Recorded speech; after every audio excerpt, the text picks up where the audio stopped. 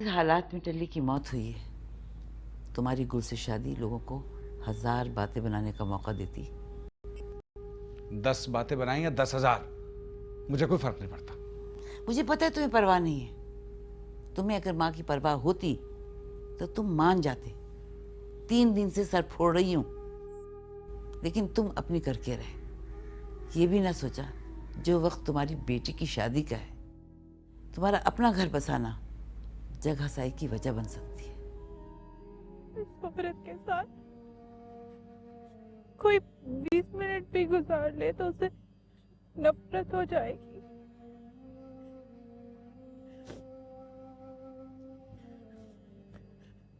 जब आपको पता था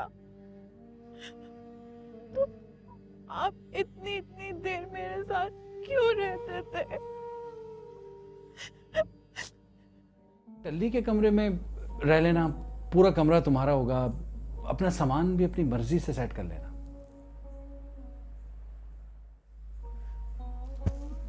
मैं अकेले टल्ली के कमरे में? नहीं, मैं अकेले नहीं रहूंगी टल्ली के कमरे में। नहीं, ये मेरा कमरा है, मैं अकेले नहीं रहूंगी।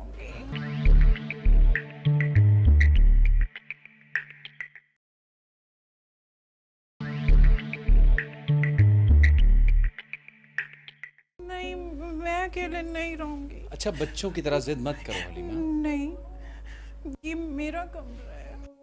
हलीमा प्लीज।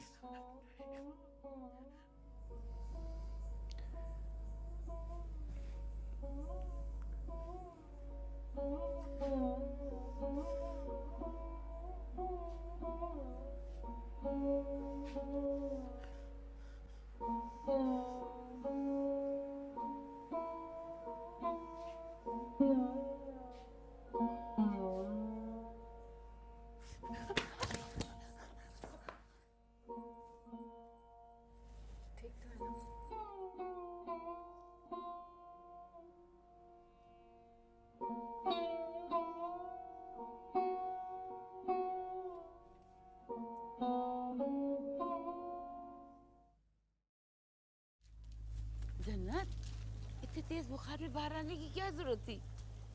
गला गंदा हो रहा था, मैंने सोचा धो धुला के पानी ही भर लूं इसमें। तो रज्जो को कह देती। रज्जो! रहने दो भाभी, हमारी वो पसली कहाँ कि नौकरानियों के चोंचले उठवाए। कैसी बातें कर रही हो जन्नत? अब तक तो बेटी के घर में ढीठ बन के बेगैरत बन के रह रही थी। भला उस दामाद का जो सास ने माँ समझकर इज्जत करता था, मगर अब तो वो रिश्ता ही नहीं रहा। मैं भी इतनी ढीठ नहीं हूँ कि यही रह जाऊं। बावली हो गई है। रिश्ता क्यों नहीं रहा खुदा ना खास्ता? अरे कौन सा रिश्ता, कौन सा हक, अब तो वो सौत ले आया है मेरी बेटी पे। तुम्हारा गिला बुझा है, लेकिन इस तरह तुम्हारा इस घर पे हक खत्म तो नहीं हो जाता। रहने दो भाभी, ज्यादा हमदर्दियां जताने की जरूरत नहीं है। मेरी बेटी हलीमा तो पहले से खार की तरह खटकती थी तुम्हें, और वो हराफा, वो तो तुझे शुरू से ही भा रही थी ना। जब वो मेरी बहू थी तुम बलाए लेते हुए थकती नहीं थी। अब वो मेरी बहू नहीं तुम्हारी बहू है। जुबैदा, जुबैदा, जुबैदा कहाँ चली गई है तू, जो मेरे दर्द को समझती थी? आज तू होती तो मैं इतनी हौल ही ना होती जुबैदा। जब से वो गई है तुमने अपने आप को खोलने बंद करके रख लिया है। ना कमरे से बाहर निकलती हो, ना किसी से बातें करती हो। आज तुमने मुझसे गिला किया, मुझे बहुत अच्छा लगा।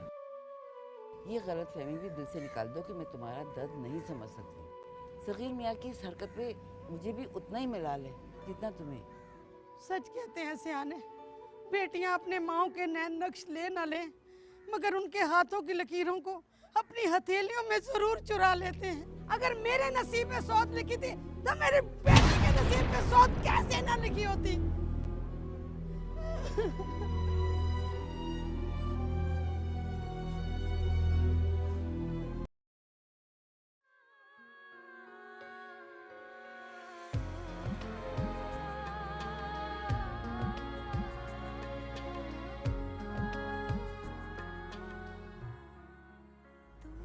तुम मेरे लिए कुदरत का एक अनमोल तोहफा हो गुल।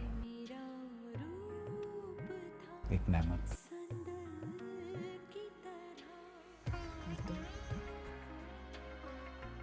एक मुसलसल आजमाइश, एक खुद साख्ता अज़ाब। मुझे नहीं पता था कि हलीमा की बेइतनाई मुझे इतनी पता। जानती तो मैं भी नहीं थी कि यासिर की मोहब्बत मुझे यहाँ तक लेगी। मैं चाहता हूं तुम मेरी बेकशिश जिंदगी में रंग भर दो। और मैं चाहती हूँ हलीमा की बातों से परेशान हूं। अम्मा का रवैया भी तुम्हारे दिल को खटक रहा है, लेकिन तुम फिक्र न करो, मैं हूं।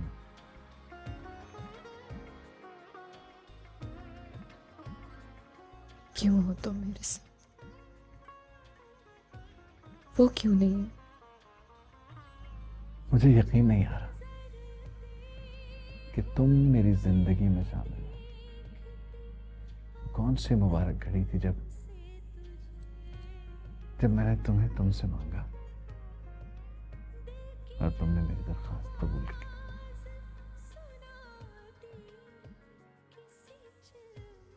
वो मुबारक नहीं, बड़ी मनहूस घड़ी थी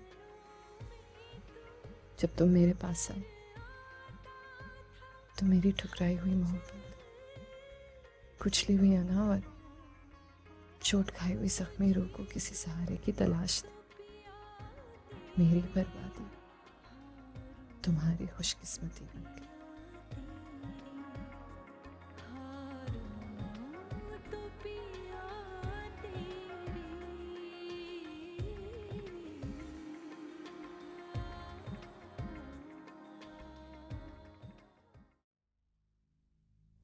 तुम सच कहते थे यासिर, मैंने जिंदगी में हर फैसला गलत किया, मगर गलत हो या सही, मैंने हर फैसला तुम्हारी वजह से किया।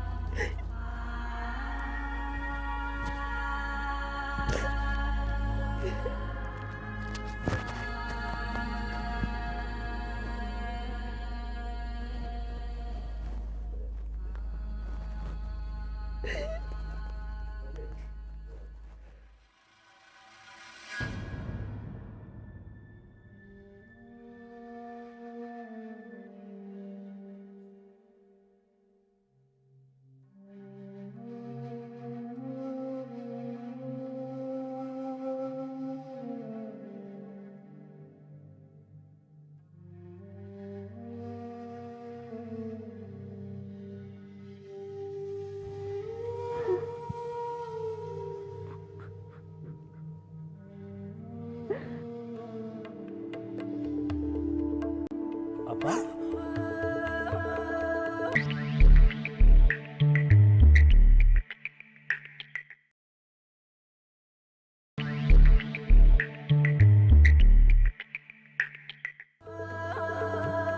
तुम्हें डर लग रहा है आपा?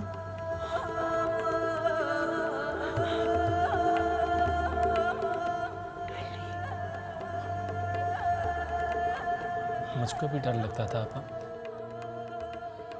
लेकिन अब नहीं लगता। तुम डरो नहीं आपा, तुम्हारे टल्ली का कमरा। तुम्हें तो खुश होना चाहिए। अब हम फिर एक मरतबा एक दूसरे के साथ रहेंगे।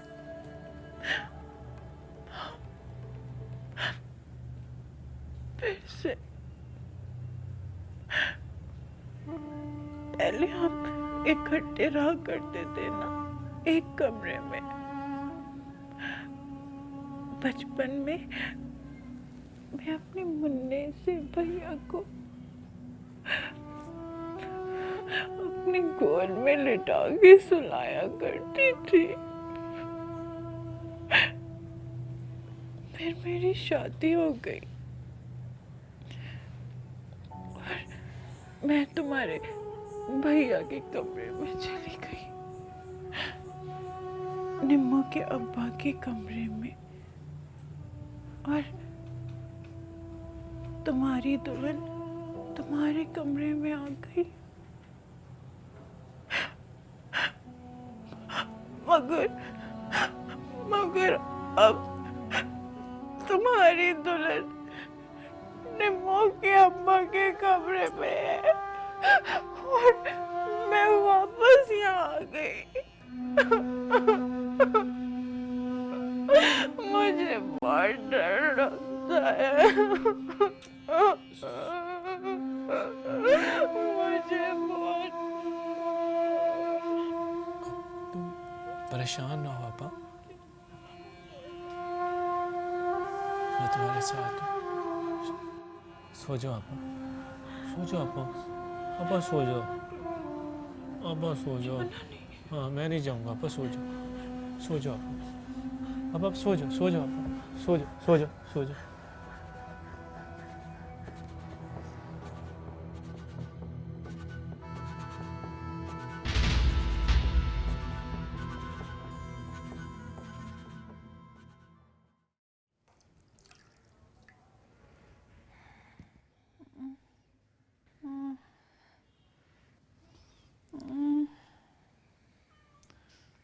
ना जा टल्ली, बहुत डर लगता है मुझे अंधेरे में। बड़े बड़े नाखून वाले हाथ नजर आते हैं मुझे।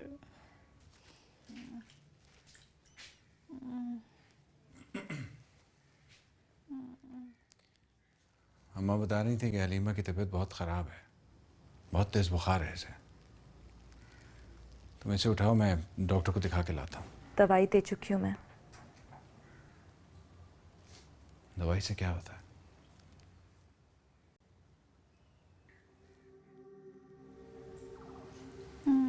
अच्छा ठीक है। इसकी तबीयत ज़्यादा ख़राब हो तो मुझे फ़ोन कर देना, मैं गाड़ी भिजवा दूँगा। तू तो कहता था टल्ली कि अपनी दुल्हन लाने के बाद मुँह का दूल्हा लेके आएंगे हम। निम्मो के दूल्हा आने से पहले तो दुल्हन आ गई टल्ली। निम्मो के अब्बा की दुल्हन, निम्मो के अब्बा की दुल्हन।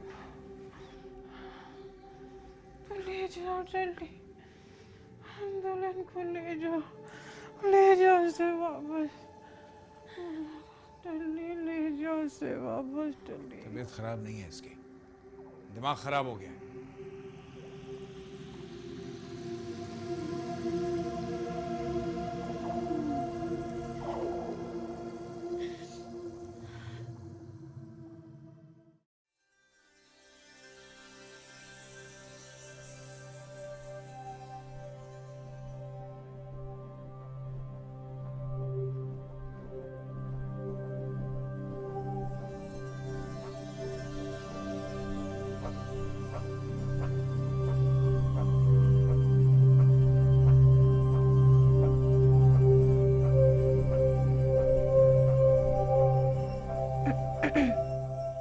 अरे निम्मो आओ, कल सुबह तुम दोनों मेरे साथ चलना।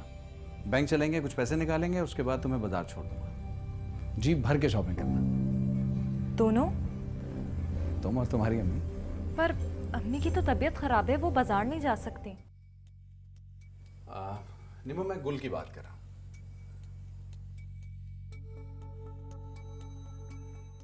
गुल भी तुम्हारे लिए तुम्हारी अम्मी की तरह है। अम्मी ठीक होंगी तो मैं बाजार चली जाऊंगी। इतना टाइम नहीं है बेटा, अब यासिर आ चुका है और मैं चाहता हूं कि जल्द से जल्द अपने इस फर्ज से सुबुकदोश हो जाऊं। हलीमा को इन मामलात की ज़्यादा समझ है नहीं, तो मेरी ख्वाहिश यह है कि तुम गुल के साथ जाओ, वो ज़्यादा बेहतर तुम्हारी मदद कर सकती है। तो मेरे जाने की क्या ज़रूरत है? इन्हीं को भेज दीजिए ना अकेला, यही सब कुछ कर लेंगे।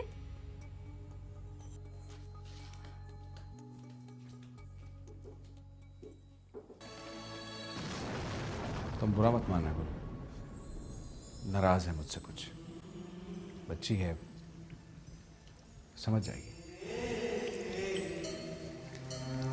तुम मुझे ये बताओ कि और कितना सब्रोगी? आप वो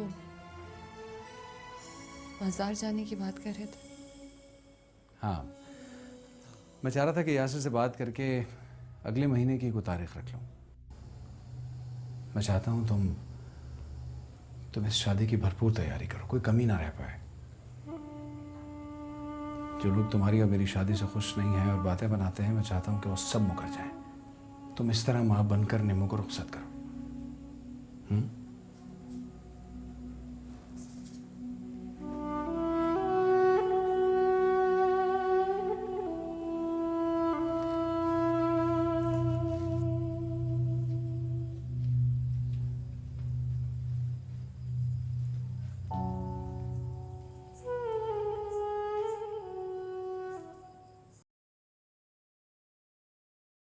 बेटा ना सताओ मुझे,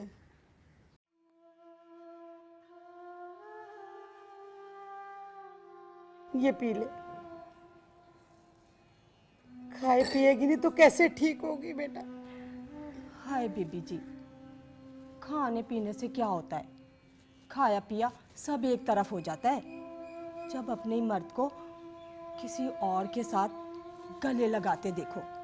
जो होना था ना वो हो गया। खाओ पियोगी नहीं तो जान को कैसे बचाओगी? तुम्हारे फाको और तुम्हारे बुखार का उसे कोई असर नहीं होगा बेटा। कुछ नहीं तो माँ का ही ख्याल रख लो। अम्मा, जी बेटा। वो बाजार गए हैं उसके साथ। बाजारी है। मेरे साथ तो कभी भी इतनी खुशी खुशी नहीं गए। अम्मा जी। अब हंसने बोलने भी लगे हैं, मेरे साथ नहीं उसके साथ। नई जो है, हाय आधी उम्र की जोरू सर चढ़ के बोलती है। इसको सर से उतारने के लिए ना तो ये बीमार होना रोना धोना काम नहीं आता, कुछ और ही काम आएगा। कुछ और? हाँ, हाय इन जादूगरनियों के लिए तो काला जादू करना पड़ता है। 2 तावीज़, बस 2 तावीज़ से ना इनकी सारी हसीन जवानी मांग पड़ जाती है। अरे नंगोड़ मारी, कौन से साधु और पीरों के दलाल बनी फिर रही हो? खबरदार, जो जादू टूने का नाम लिया चुटिया पकड़ के ऐसा नोचूंगी कि सारी जिंदगी याद रखोगी। मनूस, अजान का वक्त हो रहा है, ना जाने कौन से कुफ्र के कलमे पढ़ रही है, कौन सी इनको मुसीबत आ गई है, कैसे कैसे लफ्ज बोलती, पता नहीं कौन से जादूगर ढूंढ लिए इन्होंने। मासी, कैसी तावीज़? शौहर को बस में करने का तावीज़। और कौन सा तावीज़? उस तावीज़ में इतना असर है कि सगीर मियाँ उस कलमोई को छोड़कर आपके गुण गाएंगे। वाकई? तो और क्या, देखना दिनों में पत्ता साफ होगा उस रांड का। तो फिर निम्मो के अब्बा मेरे साथ भी बाजार जाएंगे? मेरे साथ भी हंसने बोलने लगेंगे। और क्या मैं उनके साथ उनके कमरे में रहने लगूंगी?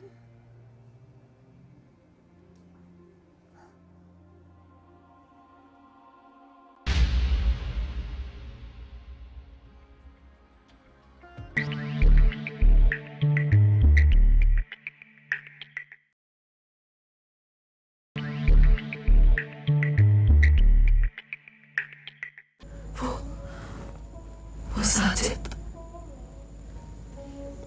धोखा दिया उसने तुम्हें? शादी नहीं कर रहा? दफा करो नहीं करता तो?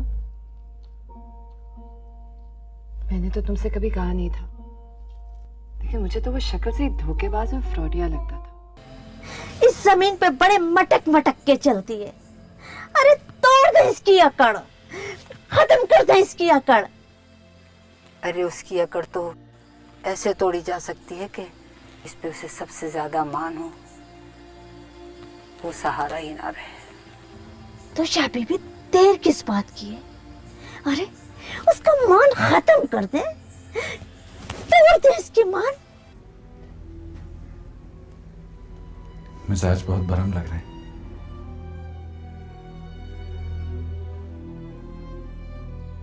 कैसी हो?